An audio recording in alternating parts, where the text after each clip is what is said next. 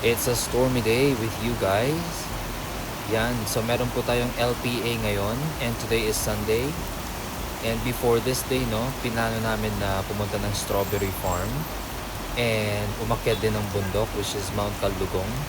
Pero after nga namin mag-lunch, after the service din, yan, sobrang bumuhos ng napakalakas itong ulan, no, and we got stuck here. So mag-antay lang tayo ng konti, patilain lang natin to, then we'll go.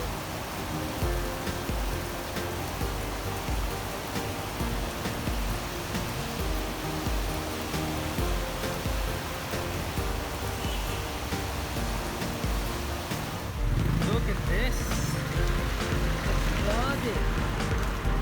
Look at that. Oh, man. Oh, what's your step? So we're here in this area kasi Wow. gusto sana namin na pumasok doon sa may BSU so I can show you guys kung anong itsura ng loob ng university because it's open. Almost every Be time naman yan careful, na-open. but I fast, think bro. except night lang. Pero Okay, I think we hindi can't. kami prepared. Okay? So yung mga sapatos namin hindi siya pang I think we can go ganitong from weather. here. So akala ko kasi guys is hindi uulan today. Kaya Yeah, just- no choice tayo, kailangan natin bumalik ulit dun sa kabila kasi yan ulit oh. Bumuhos ulit na malakas yung ulan. So hopefully tumigil to kasi kapag hindi siya tumigil is hindi na rin kami didiretso ng strawberry farm.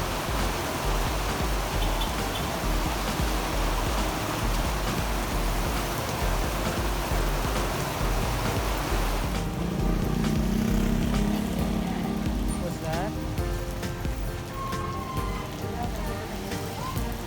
Oh, it stopped. Okay, let's go. Yeah, 1, 2, 3. Here.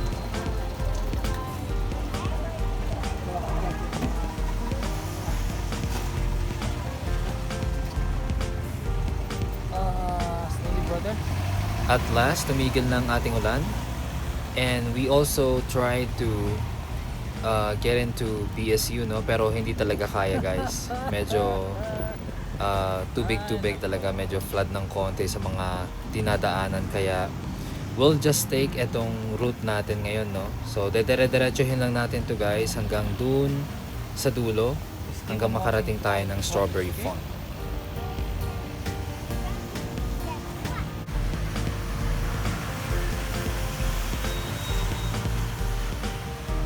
Always stay close to me, okay? Alright, thanks. Aw.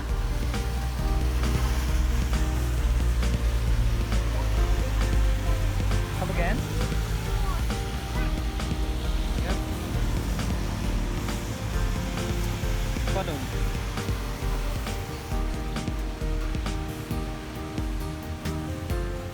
Keep going.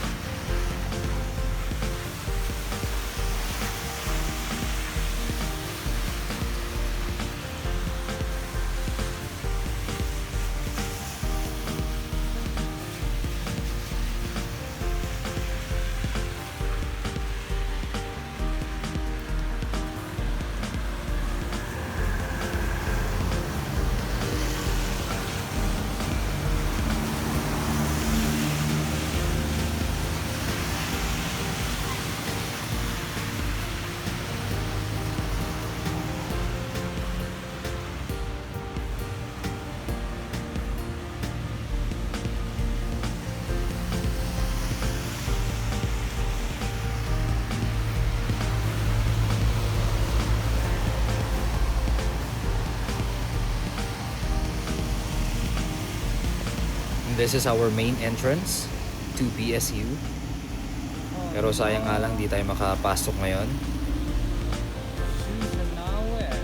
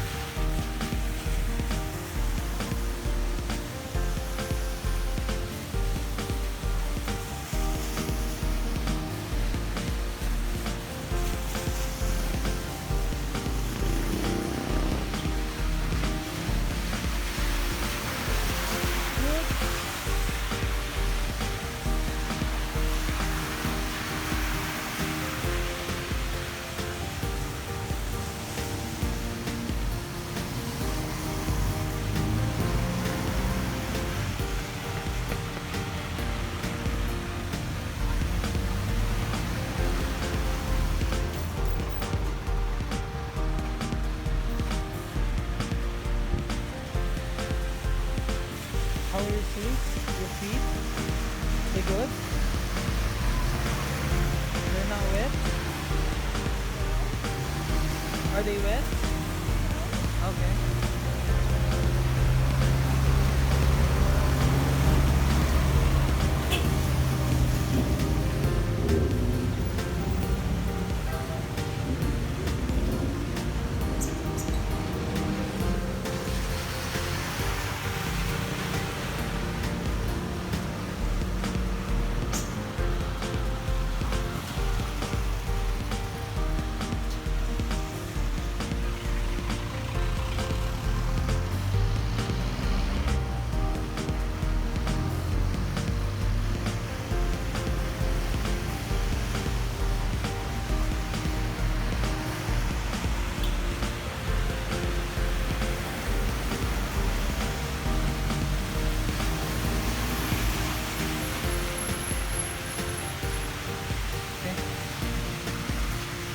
So this time with the seats by the seat.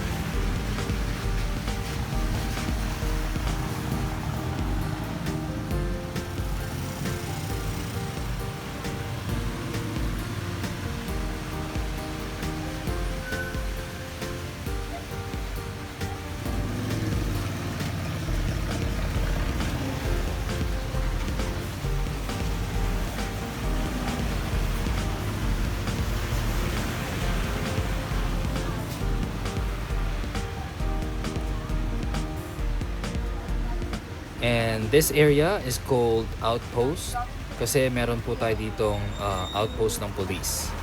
Yan. So, BSU pa rin to guys sa loob. So, dito na rin tayo sa labas ulit kasi at least dito may silong na, no? Actually, bago to para sa akin kasi nung nandito pa ako nag-work, no? Walang ganito. Talagang kapag ka umulan, talagang mababasa ka rin dyan. Kailangan mo na lang talagang pumasok doon sa loob. Kasi doon sa may loob ng BSU medyo may mga shades. Pero ngayon meron na tayong magandang shade kaya okay na tayo dito.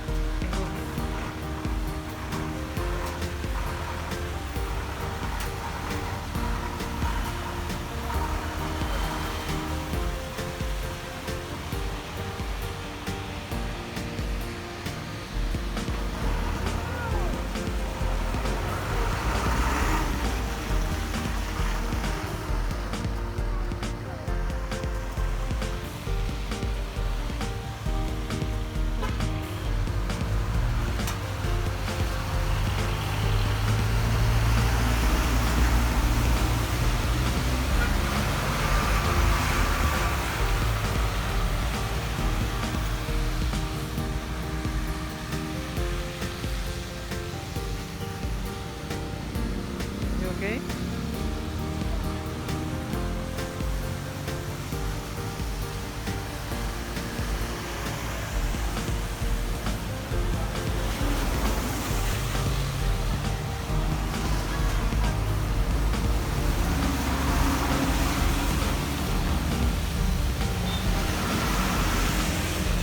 Saka bro, walk here.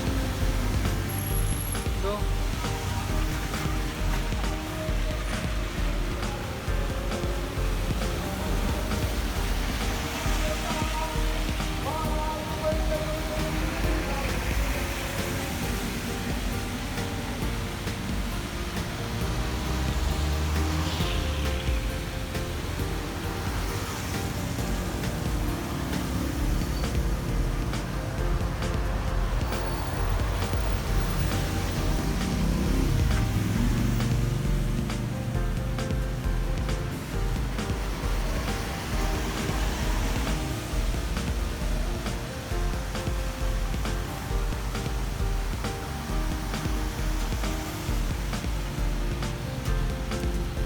Good.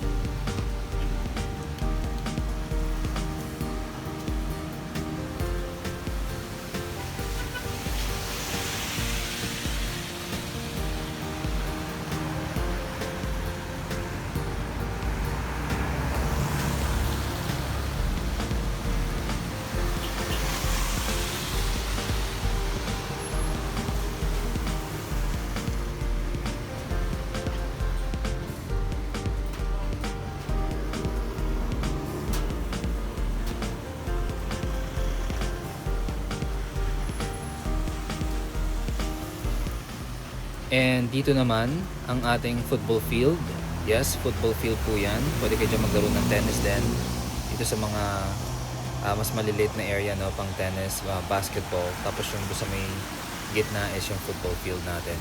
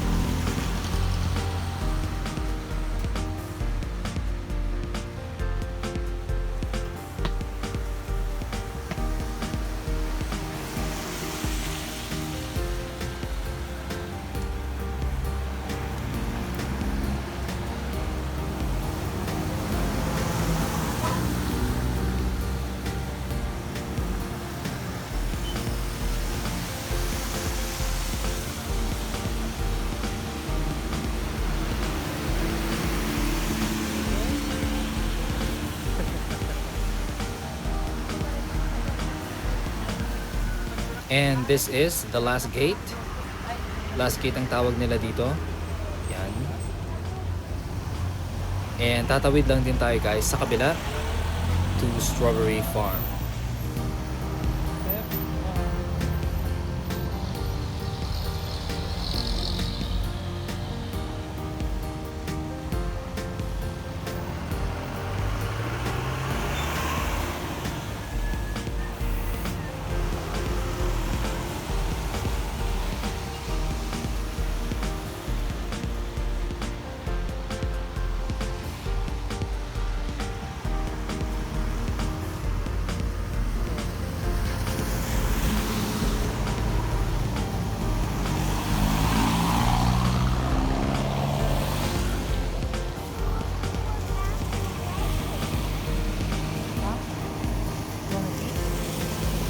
Wait, let's just cross first, okay?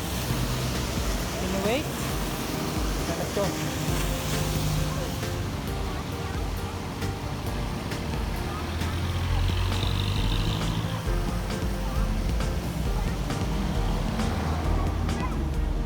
Do you want to pee? Alright, go. Okay.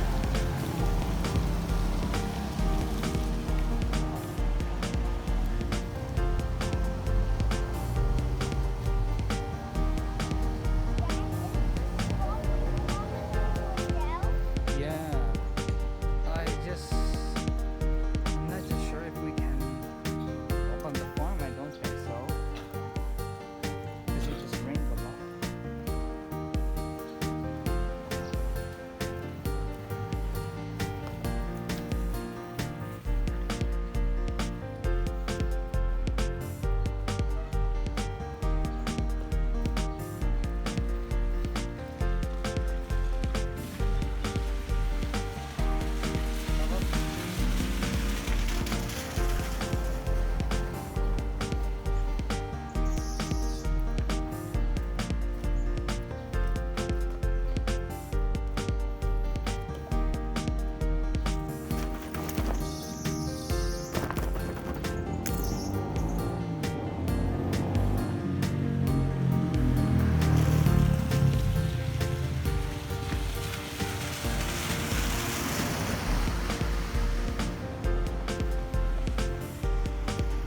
Here we go.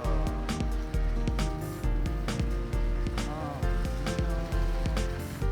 Still very terrible.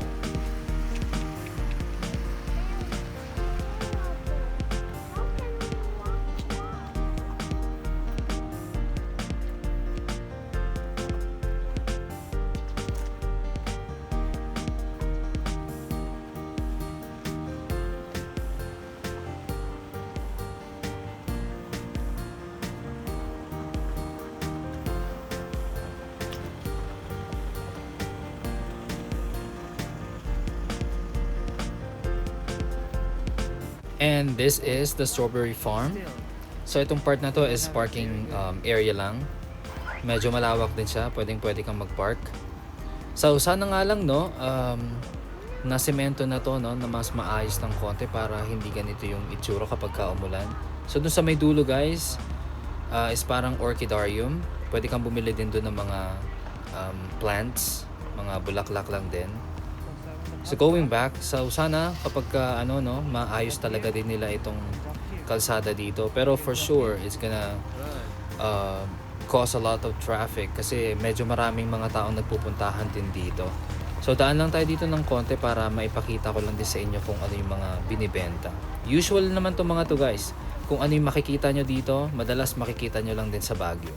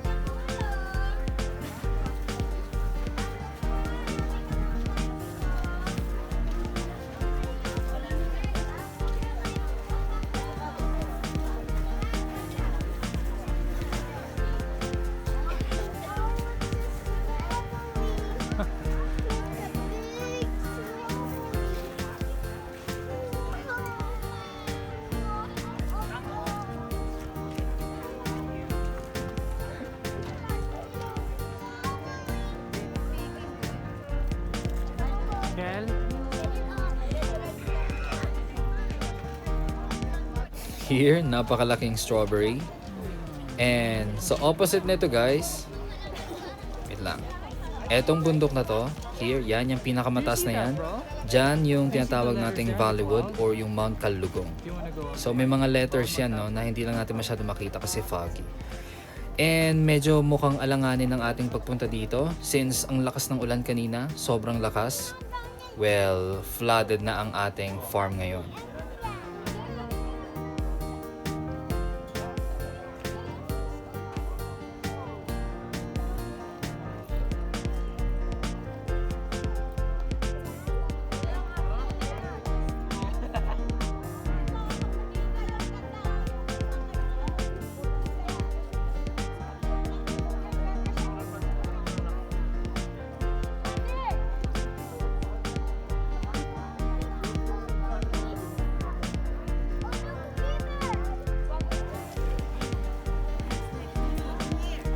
Do you wanna go there? There. There. The valley. You see the letters there? See? Come on, the letters? Bollywood. Yeah, that is where the cafe is.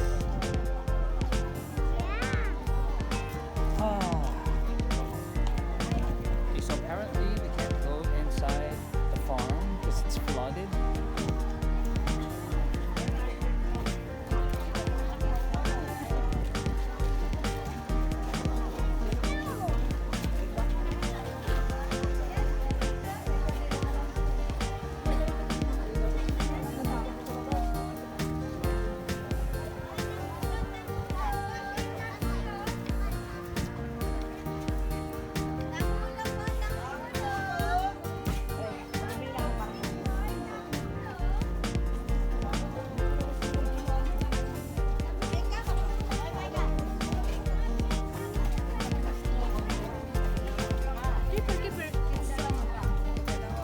Malalaki naman yung mga rito. Ayun, 13 pieces.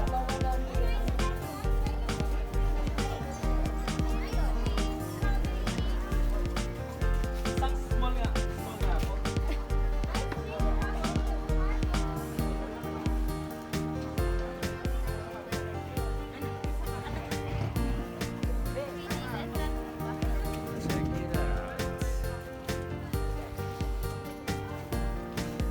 So this is gonna be muddy here, sure. See that? Excuse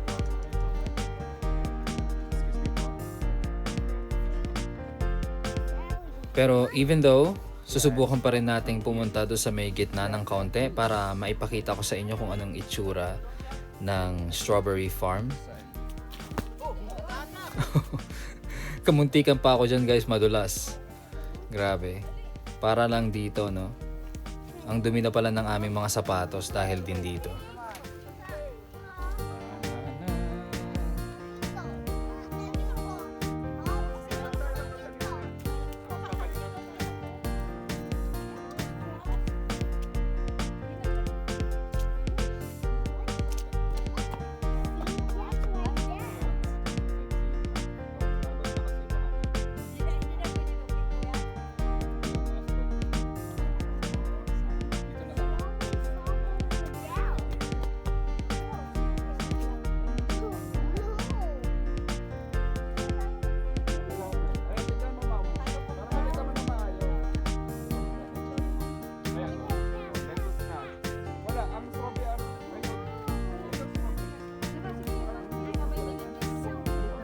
Ayan no, so konting information lang. Ang La Trinidad po is a valley. Ibig sabihin, meron tayong patag sa gitna ng dalawang bundok. Okay? So dahil nga ganyan yung setup natin, ganun ang itsura, kapag ka umuulan guys, well, obviously, alam niyo na kung saan pupunta yung tubig, di ba? Strawberry farm po ang pinakamababang part ng La Trinidad. Kaya dito halos lahat nagpupunta ang mga tubig. Tignan niyo yan, no? Oh, yan, no? Masasarap na lettuce, no? Nakalubog na sila sa tubig. At hindi nyo alam kung nasaan nanggaling yung tubig na yan. We'll stop here until here.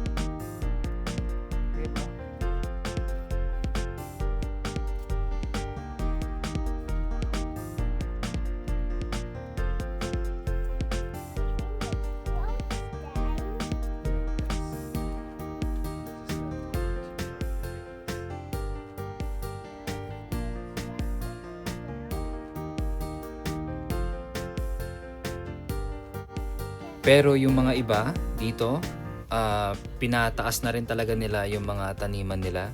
Parang ito, oh, nakatubo lang siya. Yung mga lettuce nandito, so safe yan. And I would say na medyo mas komportable akong kainin yan, no? Kasi hindi siya binaha. Yung mga strawberry din dito, nandito sa taas. So, ayan talaga yung pinaka-problema dito guys sa strawberry farm. May mga time din na kapag bumagyo, dire-diretso yung ulan ng isang araw or 2 araw, wala ka na talaga makikita dito. Para makikita mo na lang dito na lake. Sobrang lubog na to sa tubig.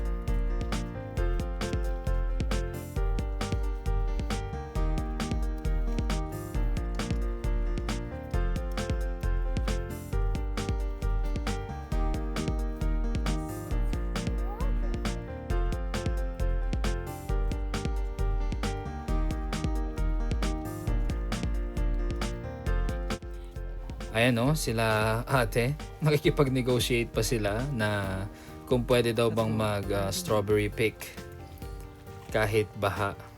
Grabe lang ano. Pero anyway, it's a unique experience here. Pagka nagpunta kayo dito na maayos ang weather, pwede kayong mag-pick ng strawberries na gusto ninyo. I think ang range yata nun is around 200 or to 250. Hindi ko lang alam before yun. So baka mamaya ngayon nasa around 300 to 350 na. So hindi ko na rin tinanong guys kasi tignan nyo naman hindi talaga possible. So eto na yung dulo. Hindi na tayo pwedeng pumunta dun sa mas malayo pa ng konti kasi baha na.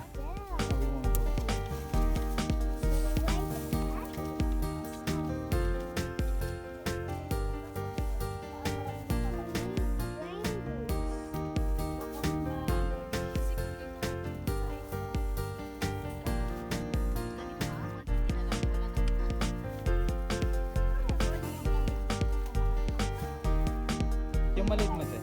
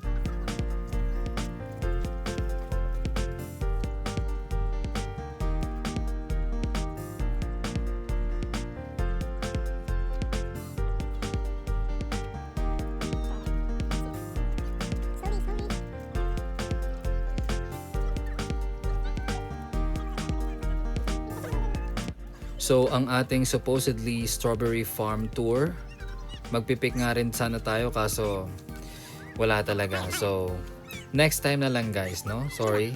Sana next time na pagpunta namin dito is mas okay ng konti yung weather para naman ma-try natin yan, no? Maipatry ko rin sa anak ko kasi siya talaga yung gusto kong sumubok niyan. So anyway, hanggang dito na lang po tayo sa may video na to. Hindi na natin itutuloy yung tour natin dito sa around Strawberry Farm kasi wala ka rin talaga makikita. Impossible guys kasi flooded talaga siya, no? Saka medyo, I don't know, kayo na lang bahala kung gusto ninyong kumain ng strawberry na nalubog sa baha, no? So bahala na lang kayo. Pwede nyo naman hugasan pero ewan ko. So we'll just go out and tatry natin guys pumunta dun sa Mount Calugong kasi medyo mas okay na ng konti yung weather. I think hindi na yata siya uulan. So baka akit kami doon kasi wala rin kami masyadong ginawa dito eh. Dumi ng mga sapatos na namin. Anyway, so pakita lang namin sa inyo guys yung rates ng mga private cars, no, kapag pupunta kayo dito for parking. And we'll see you sa ating part 2. Thanks for watching. Like and subscribe. Your dad best.